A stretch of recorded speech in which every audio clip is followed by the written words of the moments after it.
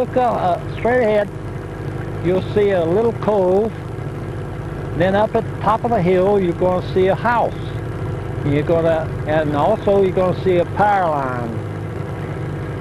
When I sit here and look at this takes me back to the 1920s. Some of you have heard me discuss where I was a little fella about 5 years old, jumping from boat to boat to boat, making a lot of racket.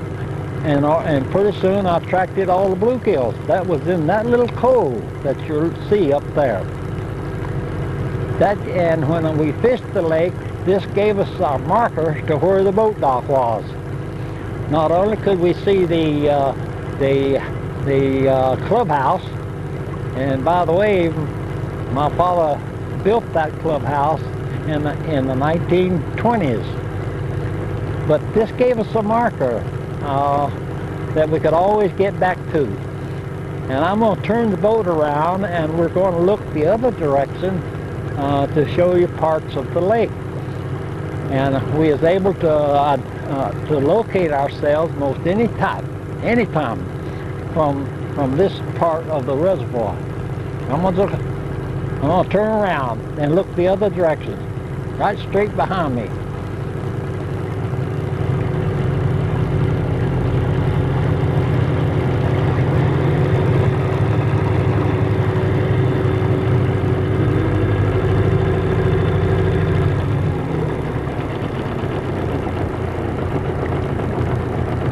I'm looking 180 degrees. That to the left is we known as short off.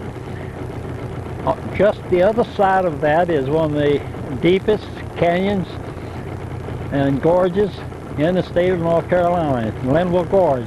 It's so steep and so deep, they haven't even cut the timber out of it yet. The other little peak is called Table Rock, and then the mountain in the way background is Grandfather's Mountain, very famous mountain.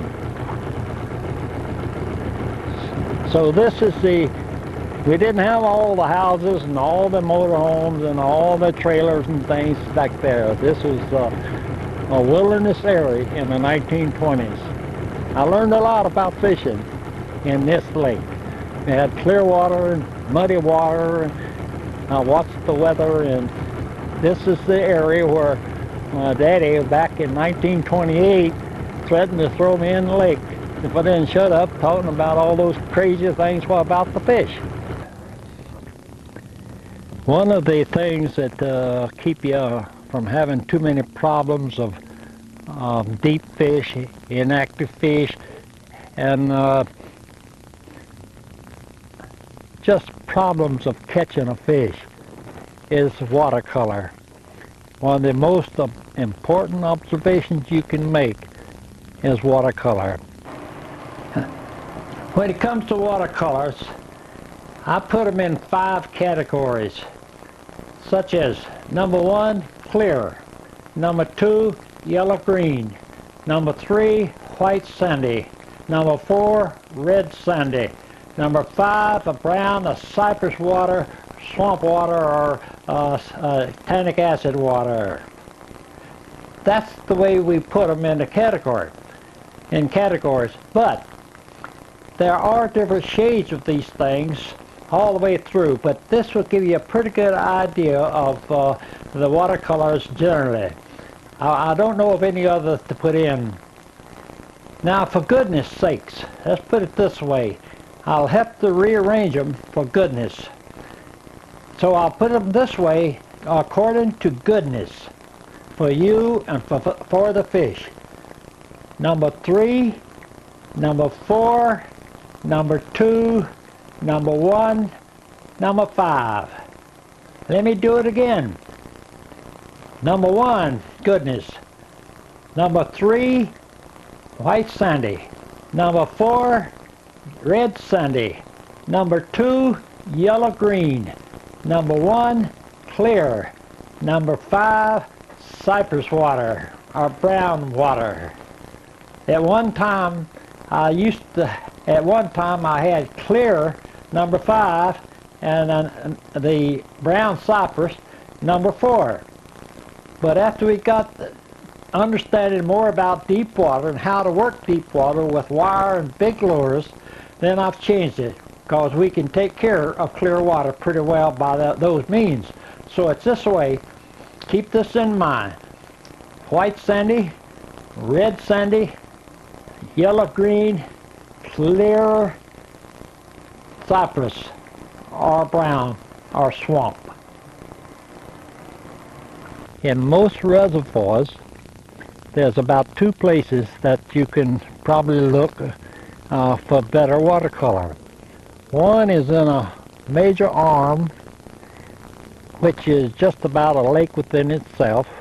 You can usually find some better watercolor. The other place is in a reservoir, is to just go toward the headwaters and just keep going until you find some different watercolor. In some cases you can find excellent watercolor, but if you do in the side feeder stream cuts and in the big arms, and you head toward the headwaters in a reservoir, you're likely to find some different watercolor. The contrasts may vary, but even the little change in watercolor from clear is to your advantage, and it'll keep you out of a lot of trouble.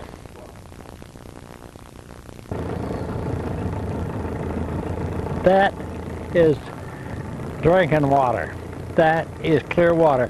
That lure, you can probably see it down to 15 feet at least before it will start fading out. It could probably get down 25 feet, because this is drinking water instead of fishing water.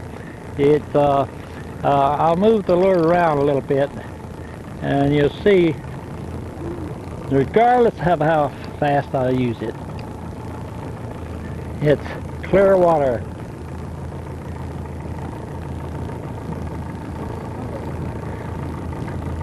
We're going to see if we can find some better color water by heading to the headwaters of this lake. If we see a major arm, then we could go into it and see. But I think our best bet probably would be to go to the headwaters. We're in a mountainous area, so we still get in a major stream. We should get a better watercolor. Some fishermen, they say the watercolor is clear in the shallows, but different in deeper water. Well, we'll look at some scenes shot a short time earlier in this lake. I don't think any time you can really see the watercolor. That should be said. This is clear, and we'll try to get the different watercolors, but I want you to see how you can kind of look at it. I'm going to turn up and look in the wake of this boater, and you'll start getting some idea of the color of that water.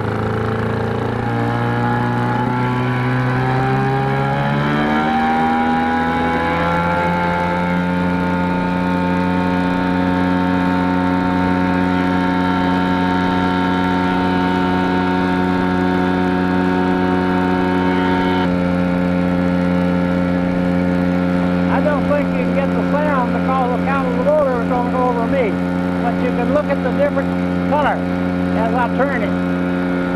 That's clear water. There's fish here, but no telling how deep.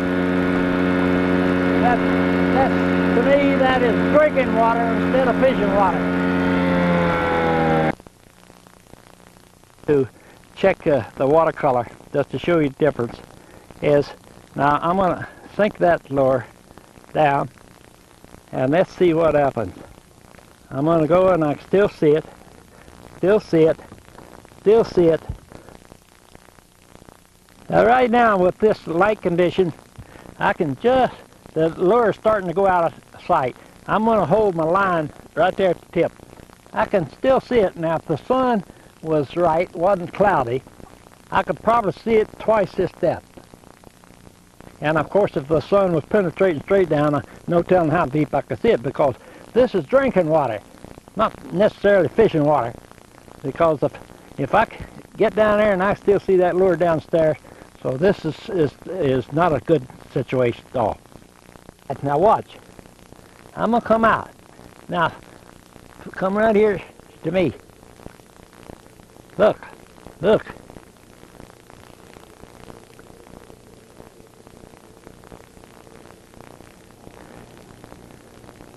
You know what this is? Drinking water, not fishing water. This is going to give you trouble.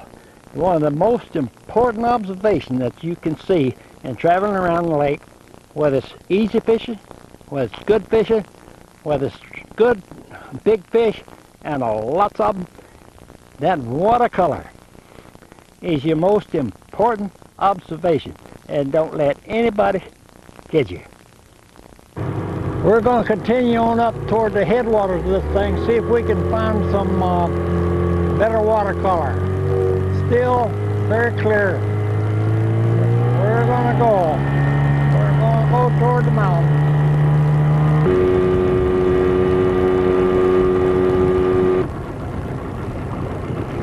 You see the watercolor?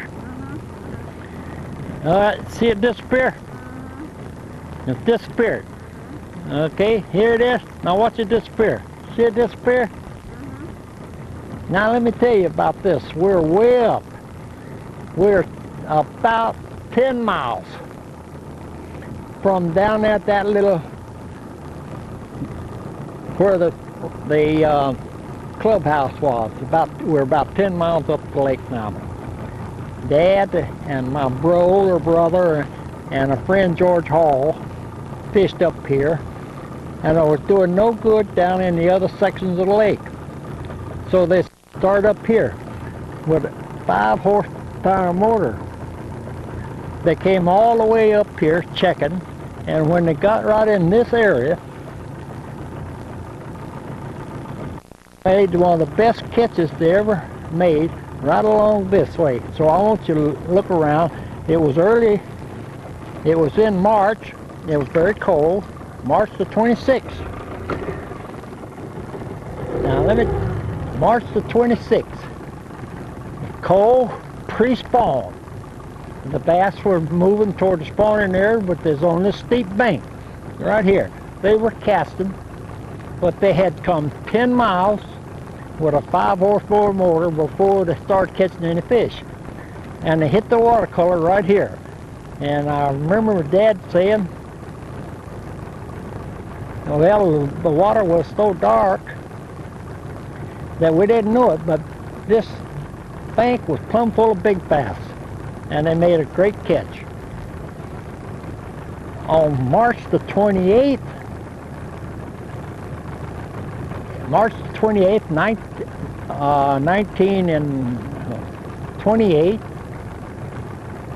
Dad and Lonnie West came here and made the biggest catch they either one had ever made, and the watercolor was a little darker than what it is here.